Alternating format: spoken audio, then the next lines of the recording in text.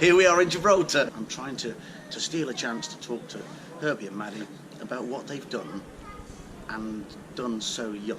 We're here with Mark, who owns a company called TravelGnu, which you may have heard about or seen on some previous videos of ours. What they've really managed to pull off is to have that adventure and go chasing around the world, which everybody should do. I agree with that.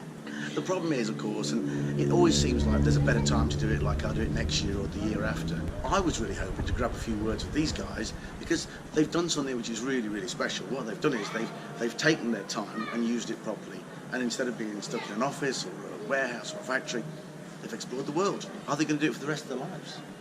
No. Well, I think we'll keep exploring the world, just in different ways. Exactly. Yeah, not in this exact style, not in the sailing, cruising style, but now that we've had a bite, we're never going to stop eating. It's sure. like... So, was your mother disappointed when you settled down with the dentist and she thought, what a great guy he's going to be, and it turns out and he works for 4 weeks in every year? She was definitely disappointed when we told her we were going to be sailing, particularly crossing the ocean. And at that time, very well. It was going to only be for 9 months, and she started crying. So it was just not... It was not a great announcement to make right after getting married. Here's Herbie. We're going to cross the world in a small boat. Yeah, so what happened was we'd been married for a couple months at that point, and then my parents and her parents were all together in the same room, and I thought, this is a great time to tell them. So I'm like, hey, Maddie, do you think we should tell them the good news? It was a terrible way to set it up. Looking back was bad. They all thought that we were pregnant. And then, I like that. That's very 2019 that we were pregnant. Yes, and then we were not pregnant and going sailing across an ocean. And going away for a long time. It's not a good thing. Yeah. Whoops. But now they're really proud of us and happy, and you know, they've come a long way. Sure. Yeah. But there again, I tend to talk to my parents more when I'm out of the country than I do when I'm there. When I'm there, I'm 5 miles down the road, and they don't really seem to care where I am. But as soon as I get anywhere near a different continent, it's a question of when are you coming back? It's true. When are we having the next Skype conversation? But then, of course, there's Herbie, who works with his parents every day. So I see him every day of the week. Yeah. It's quite nice. So it was a different change. It was definitely a big change. Sure. I guess the thing that people always think is, are they ever going to get round to having an adventure? I mean, these guys have done it when they're relatively young. And I guess the danger is that you leave it till you're 70 and you never get around to doing it. Is that probably a fair thing to say? That is a fair thing to say. Yeah, we've met many people who have had that story. They work their whole lives planning to do it, and then when they finally do, they realize this is a lot of work. Yeah. And then they decide, maybe I'm not going to go sail around the world, I'm just going to not. And it's sad. It is sad. So, if you're in your early 20s, could somebody copy what you've done and just... Definitely. So living off the grid and like disconnected from society is so inexpensive to do. Like, we actually live on $500 a month, and we've been doing that for 2 years. I think the scariest thing for people is, well, I've been going to school for 12 to 18 years. I've worked very hard my whole life to establish myself in society and kind of work up to this goal that society expects. I'm going to have a career. I've done all of my prerequisites. Now is the time. I'm in my 20s. I'm going to start my job, because the earlier you start, better off you can be in the long run. And then you're just going to burn it all and go cruising. But the difference, so the hardest thing to do is to look at your life and say, I've been in this linear path my entire life, but I'm going to stray from that, put it all on hold, and go have an adventure for 4 years.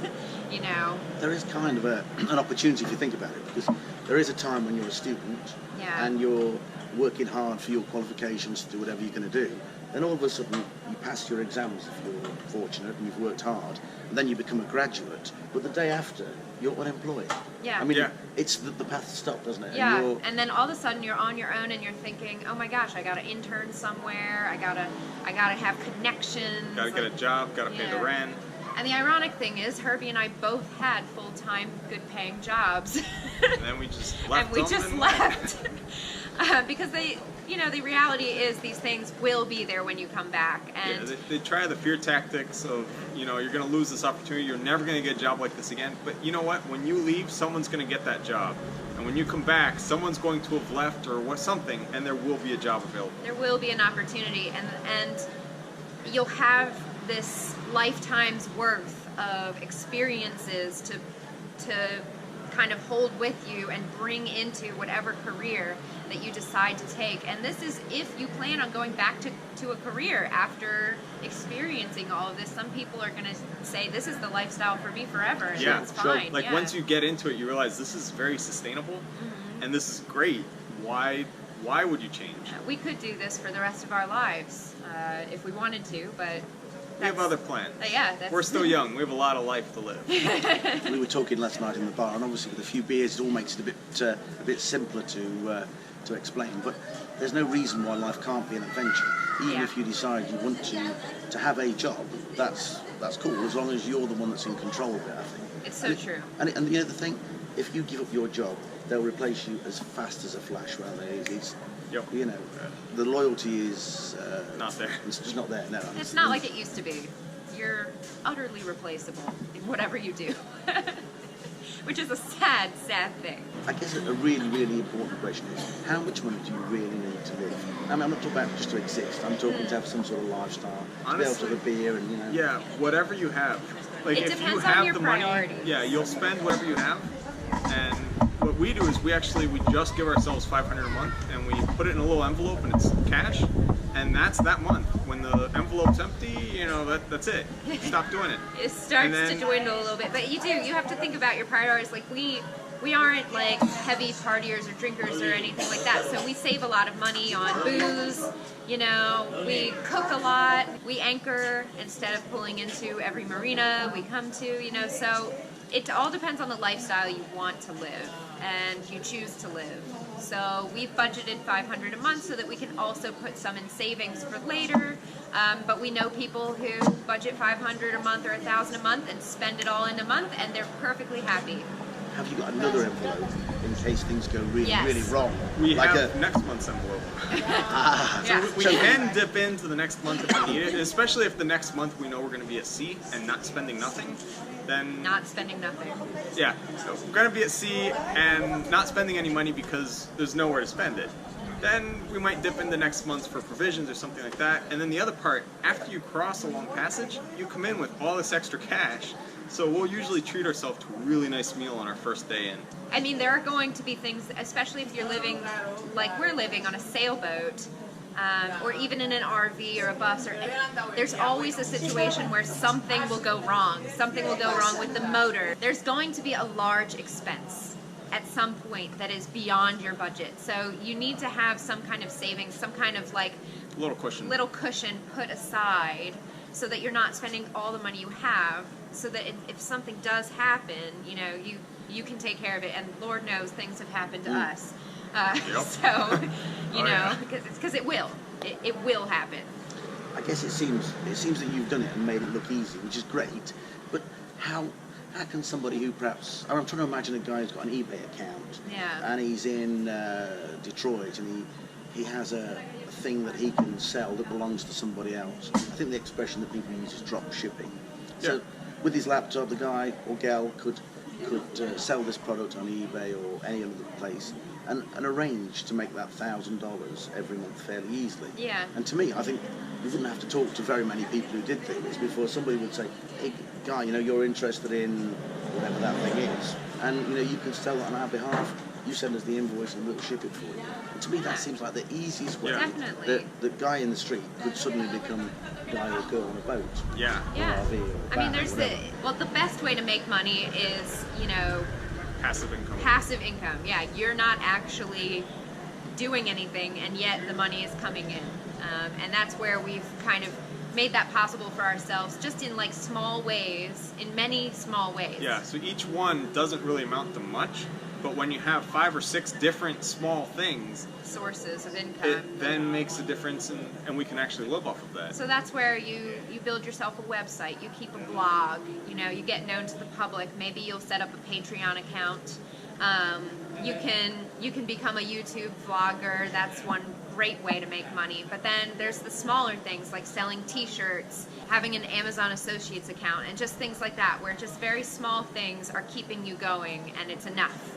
And it's funny, when you actually live on pretty much nothing, when you make 20 bucks one day, you're like, oh wow, I made a lot of money. This is great. Yeah, but everything kind of comes into. It's only $20. Yeah. So it really isn't that much, but It's almost that feeling that once you've got used to living on it, I can't believe it's 500 because there must be extras. But if it's 500 to 1,000, say, which is probably nearer to the average, I mean, how fantastic is that? Because It's wonderful. That's a life for not having stress. Yes. Oh Yeah. goodness, there's so much less to take care of. There's less to lose. You know, you just don't have as much stuff. You don't have as much space to store that stuff, and so you're like you're happier. yeah, Sure, you're like a freer. fish in a smaller tank. You're happy, but you don't. You know, It's a clean tank. it's I know so many people, they get to that stage where they earn $2,000 a month, and that's the beginning of the pain, not the end of it, because they thought that $2,000 would be enough. But the truth of it is, as soon as you get to $2,000, that gives you the money then to get into trouble, so you can lease a car. By the Right. time you've leased a car, you rent a bit bigger apartment, and before you know where you are, the $10,000 a month is just enough to get by. exactly. Whereas in your situation, Well, we don't have any kind of rent to pay. We don't have taxes on our property because we don't have property. You know, it's just, You have less and then you pay less for it. yeah, it's all relative, really. but do you think there is a chance that one day you're going to grow up and take life seriously and buckle down to Well, a proper life instead not- of all this, sailing? We're gonna do in Oh, between, yes. you know, like we're gonna live. Not a proper life. We want to Like, live a thank very God, eh? sustainable lifestyle. So, Yeah. like, we're gonna have a small house, and we're going to sustain it with like solar panels and stuff. And- We're gonna have a vegetable garden. We're gonna do as much as we can on our own, but we To- will get property Yeah. because we will have kids and things like that. So, and send them to school.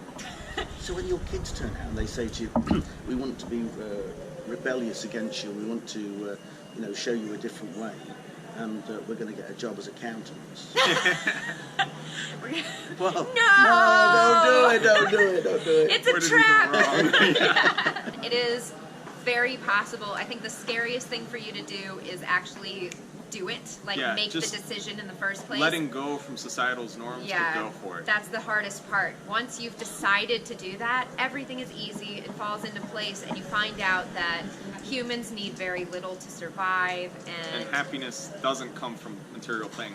and everybody's willing to help you, and you know, as long as you're kind and a good person, you know, things will work out for you. And so it's really a wonderful lifestyle that I highly recommend, particularly for young people who are still discovering who we are, you know, and what kind of impact we can have on society. So especially with a YouTube channel, you can really reach a lot of people and, you know, use Yeah. it for good or bad, but Sure.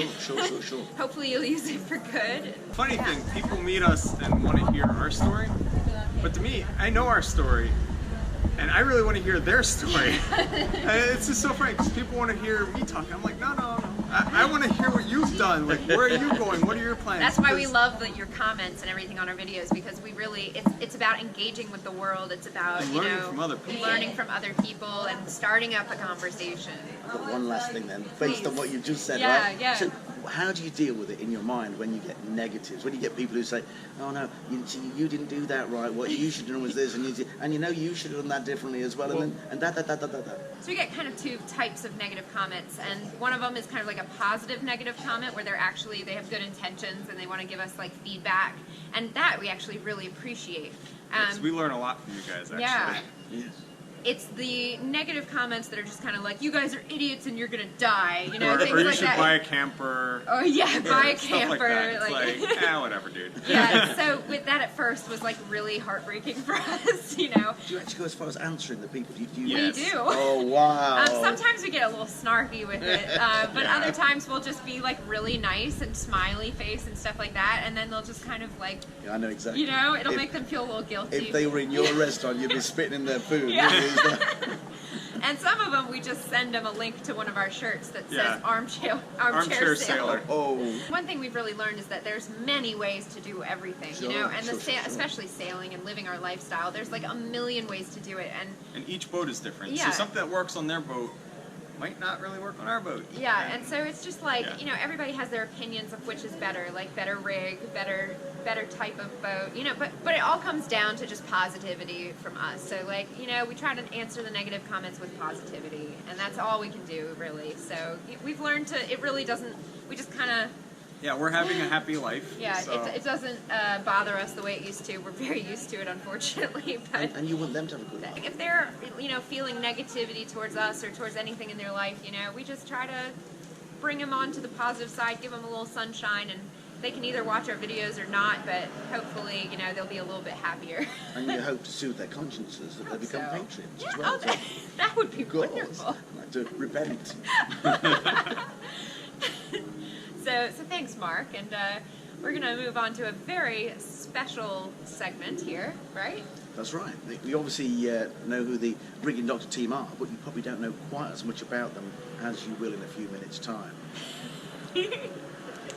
Just you wait. Hey, see you later. Thanks so much for watching. Be sure to like, subscribe, and share this video with your friends. And if you'd like to follow our journey in real time on a map, receive postcards from our ports of call, and message us directly to the boat, you can go ahead and become a patron using the link in the description down below.